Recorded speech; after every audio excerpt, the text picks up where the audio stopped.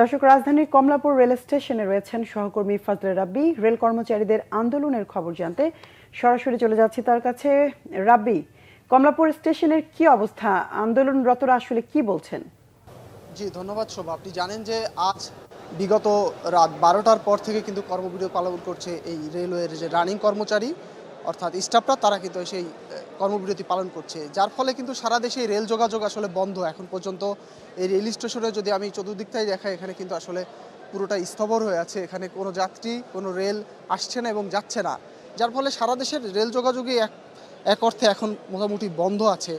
তো মূলত যে রানিং বেতনের সাথে স্টাফদের রানিং বেতনের সাথে মূল অ্যালাউন্স যোগ না করে তাদের পেনশন না দেওয়ার ফলেই কিন্তু, এবং যে অন্যান্য সুযোগ সুবিধা আছে এগুলো বন্ধ করার ফলেই কিন্তু মূলত তারা এই কর্মবিরতি পালন করছে। এবং এখন দেখতে পাচ্ছেন যে ভিতরে কিন্তু সচিবের সাথে বৈঠক চলছে।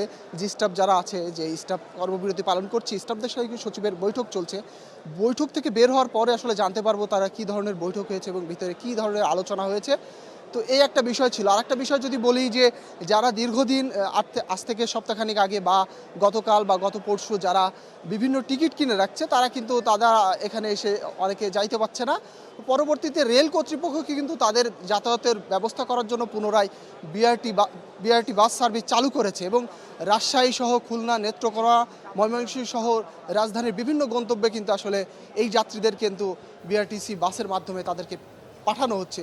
এছাড়াও দু একজন যাত্রীর সাথে আমি কথা বলে জানতে পেরেছি, তারা অভিযোগ করেছে যে তারা কিন্তু আসলে টিকিট ফেরত দিতে চাইলেও টিকিট ফেরত দিচ্ছে না, এবং অনেক অংশে ফেরত নিলেও যে 75%, অর্থাৎ যে গন্তব্যে যাইতে হলে যে টিকিট কাটছে তার 75% টাকা কেটে নিচ্ছে।